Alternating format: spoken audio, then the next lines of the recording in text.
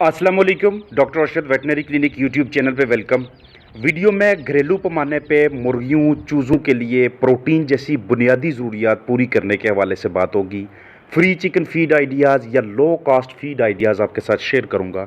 इसमें शामिल होंगी कि एक तो हम घरेलू पैमाने पे चिकन्स के लिए इंसेक्ट्स कैसे रेज़ करते हैं, उनके लिए लाइव फूड कैसे तैयार करते हैं, जो ब्राउन लेंटिल्स होती हैं, मुख्तलिफ दालें होती हैं, उनकी हम किस तरीके से ग़िज़ाइयत में इजाफ़ा कर सकते हैं, मैगट्स को कैसे प्रोड्यूस करना है हमने, सनफ्लावर सीड्स को हमने कैसे स्प्राउट करना है, मुख्तलिफ़ अक़साम की दालों को स्प्राउट करना है। तो ये सारे का सारा एक ओवरव्यू दिया आपको मैंने कि ये अगर आप इसके अंदर इंटरेस्टेड हैं तो आप इन चीज़ों को किस तरह से बरोकार लाते हैं, फीड कास्ट को रिड्यूस करते हैं और चिकन्स की हेल्थ को इम्प्रूव करते हैं, बॉडी वेट को इम्प्रूव करते हैं और उनकी ओवरऑल परफॉर्मेंस को आप बेहतर करते हैं।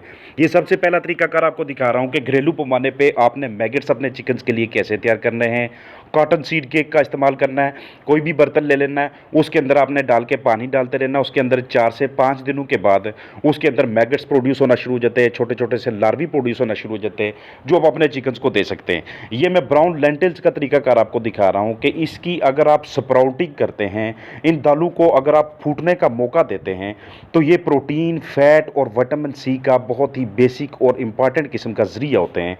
सनफ्लावर सीड्स को अगर आप इनकी भी स्प्राउटिंग करवाते हैं, इनको फूटने के लिए रखते हैं, वहाँ पे तरीकाकार वही होगा जो आपने पहले दालों के लिए देखा। इसका भी वही तरीकाकार है, इन बीजों का भी। ये आपके चिकन्स को amino acids, potassium, calcium, magnesium और आयरन जैसे सोर्सेज प्रोवाइड करते हैं। विटामिन ए, विटामिन डी, ई और के साथ साथ विटामिन बी कम्प्लेक्स का इंपॉर्टेंट सोर्स होते हैं। ये जो कॉटन सीड केक है ये आपके चिकन्स के लिए प्रोटीन का एक बहुत अच्छा सोर्स होता है। जब मैगट्स पैदा होते हैं तो चिकन्स को क्रूड प्रोटीन, फैट, फाइबर और इम्पॉर्टेंट किस्म के ज़रूरी किस्म के अमाइनो एसिड्स हासिल होते हैं। इसमें आपने इंपॉर्टेंट चीज़ें कौन सी हैं जिनका आपने ध्यान रखना है कि इस तरह से छोटे छोटे टुकड़े करके किसी भी बर्तन में, किसी भी जार के अंदर डाल लें और फिर आपने इसको किसी शेडी एरिया के अंदर रखना है कि जहाँ पे डायरेक्ट सनलाइट ना पड़ रही हो लेकिन वहाँ पे मक्खियाँ पहुँच रही हों। मक्खियाँ जब इसके ऊपर पहुँचती हैं, जब फ्लाइज इनके ऊपर आके बैठती हैं तो वो इनके ऊपर आके अंडे देना शुरू कर देते हैं, जो कि चौथे दिन नहीं तो 5वें दिन, और अगर कंडीशंस ख़राब हैं, आपने सारी कंडीशन सही तरह से पूरी नहीं की तो जाके 6ठे दिन पे बनते हैं।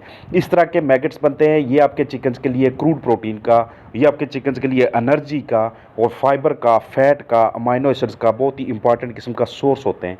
ये आप हफ्ते में सिर्फ एक ही मरतबा अपने चिकन्स के सामने 15 मिनट के लिए रख दें तो इसमें से जितनी भी उनकी एनर्जी की रिक्वायरमेंट्स होती हैं पर वीक के हिसाब से वो इनसे पूरी हो जाती हैं और आपको वाज़िया तौर पे फ़र्क नज़र आता है कि पिछले हफ्ते हमारे चिकन्स ने इतनी खुराक खाई थी, कम्युलेटिव फीड इतनी ज़्यादा बनी थी, और इस हफ्ते जब कि हमने उन्हें मैगट्स प्रोवाइड किए तो उसमें उन्हें इतनी खुराक खानी पड़ी है। यानी कि वाज़िया तौर पर आपको फीड इनटेक में कमी नज़र आती है। वाज़िया तौर पे आपको ऐसे फ़ील होता है कि आपकी जो कमर्शियल डाइट पहले आपने जितनी यूज़ की थी, इस हफ्ते या इस महीने आपकी पर केजी के हिसाब से बहुत कम कॉस्ट पड़ी है उसके लिए।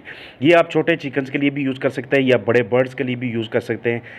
ये जो मफरूज़ा बना हुआ है कि ये मैगट्स चिकन्स को देने से उनके अंदर कॉक्सी के मसाइल आते हैं, उनके अंदर एंट्राइटिस के मसाइल आते हैं, ये बिल्कुल गलत है। ऐसा बिल्कुल कुछ भी नहीं है। चिकन्स का जो अपना इम्यून सिस्टम होता है वो बहुत ज़्यादा मजबूत होता है। हत्ता के छोटे जो चूज़े होते हैं उनके लिए भी ये मैगट्स, ये इंसेक्ट्स नुकसानदेह नहीं है किसी भी हाल के अंदर। हमने इनको बार बार और फ्लाक बाई फ्लाक इनको आजमाया हुआ है और फीड इनटेक और चिकन्स के ग्रोथ के ऊपर इसका रिजल्ट देखा हुआ है।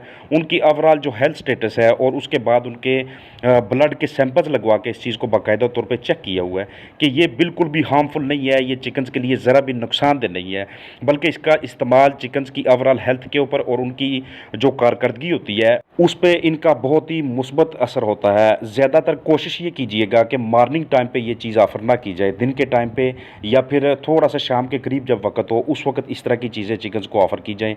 ये इनके लिए बड़ी हेल्दी किस्म की डाइट होती है। चिकन्स बहुत हैप्पीली इसको खाते हैं। ये उनके लिए प्रोटीन का एक बहुत ही अच्छा ज़रिया समझा जाता है। अगर आपके पास नंबर ऑफ़ चिकन्स थोड़े हैं तो उस सूरत में आपने कम कॉटन सीड केक का यूज़ करना है। इन्हें आप गोबर से भी प्रोड्यूस कर सकते हैं, इन्हें आप किचन का जो स्क्रैप होता है उससे भी प्रोड्यूस कर सकते हैं, इन्हें आप होटल में जो बाकियात होते हैं वहाँ से उन चीज़ों को लेके उनमें भी पानी डाल के कुछ दिन उनको छत पे रख के या खुली एरिया में रख के जहाँ पे फ्लाइज की एक्सेस हो, पहुँच हो, उनसे भी प्रोड्यूस कर सकते हैं। लेकिन जो मैगट्स कॉटन सीड केक से, खल से प्रोड्यूस होते हैं, उनकी जो न्यूट्रिशनल वैल्यू होती है चिकन्स के लिए, उनको बाकी सारे के सारे मैगट्स के जो भी तरीक़ेकार होते हैं उन पे फोकियत हासिल होती है, क्योंकि इसकी न्यूट्रिशनल वैल्यू बहुत ज़्यादा होती है, एनर्जी प्रोफाइल इसका हाई होता है और जो क्रूड प्रोटीन आपके चिकन्स को इससे रिसीव होती है वो हाई लेवल पे होती है।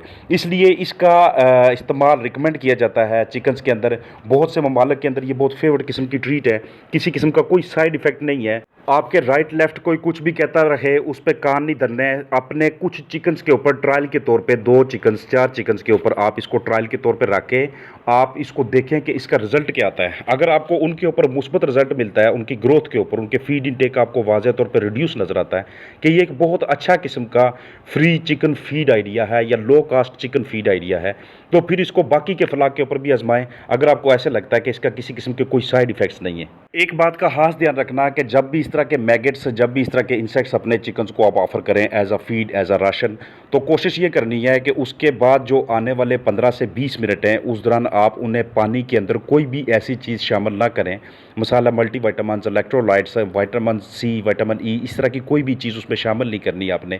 ना ही एंटीबायोटिक, ना फ्लशिंग के लिए, ना डिवर्मिंग के लिए कोई चीज़ शामिल करनी है। उस सूरत में थोड़ा सा एंटागोनिस्टिक इफेक्ट होता है, थोड़ा सा फ़र्क पड़ता है। अब बात करूंगा आपके साथ कि सनफ्लावर सीड की स्प्राउटिंग की और साथ ही मसूर की दाल, ब्राउन लेंटिल्स की दो दाल होती है उसकी स्प्राउटिंग की।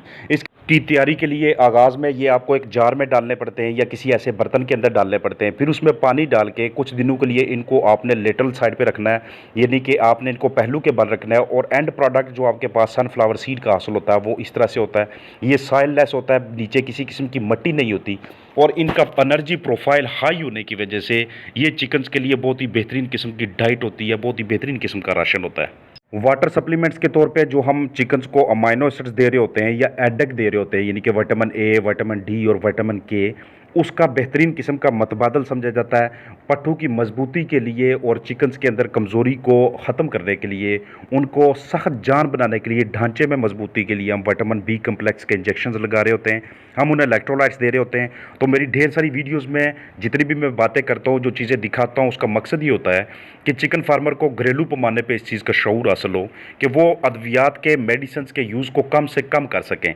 तो ये पोटाशियम, कैल्शियम, मैग्नीशियम और आयरन, ये उनके भी बेहतरीन किस्म का मतबादल समझा जाता है। आप अपने चिकन्स को ऐसे घरेलू पैमाने पे, ये कॉस्टली है, मुझे पता है कि ये महंगी मिलती है, लेकिन सिर्फ आप 100 ग्राम लेके या 150 ग्राम लेके इसको आप ऐसे स्प्राउट करवा के अगर हफ्ते में सिर्फ एक मरतबा अपने चिकन्स को कोई भी दिन रख के ऑफर करते हैं तो आपको ये सारे के सारे बेनिफिट्स इसमें से हासिल होना शुरू हो जाते हैं। ब्राउन लेंटिल्स की बात करें जो कि प्रोटीन का, फैट का और विटामिन सी का ज़रिया है, इस तरह से आप एक जार ले लेते हैं, जार के अंदर आप इनको डाल के उसमें पानी डाल लेते हैं और फिर 3 से 4 दिनों के लिए आप उसमें वक्तन फ़ोक्तन पानी डालते रहते हैं, निकालते रहते हैं। ऊपर की जानब जो उसका ढक्कन होता है उसमें आप सुराख रखते हैं ताकि एयर क्रॉसिंग होती रहे, उसमें अंदर की जानब फर्मेंटेशन ना हो, अंदर की जानब बहुत ज़्यादा ख़राबी ना हो जाए और नुकसानदेह किस्म के बैक्टीरिया ना आना शुरू हो जाएँ। तो इसके लिए आपको ऊपर की जानब सुराख रखना पड़ते हैं। साफ़ सुथरा पानी डाल के दाल में किसी भी किस्म की कोई ऐसी मुज़र चीज़ नहीं होनी चाहिए, उसके ऊपर कोई केमिकल ट्रीटमेंट नहीं होनी चाहिए।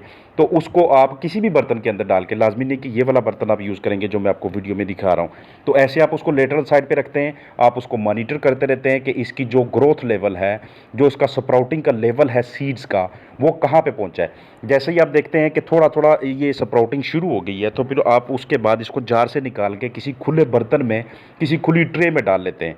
अब इसका मॉइस्चर कंटेंट बरकरार रखने के लिए, इसमें अच्छी स्प्राउटिंग के लिए, बेहतरीन किस्म के फूटने के अमल को जारी रखने के लिए आप इसके ऊपर वक्तन फ़ोक्तन स्प्रे करते रहते हैं या फिर पानी डालते रहते हैं।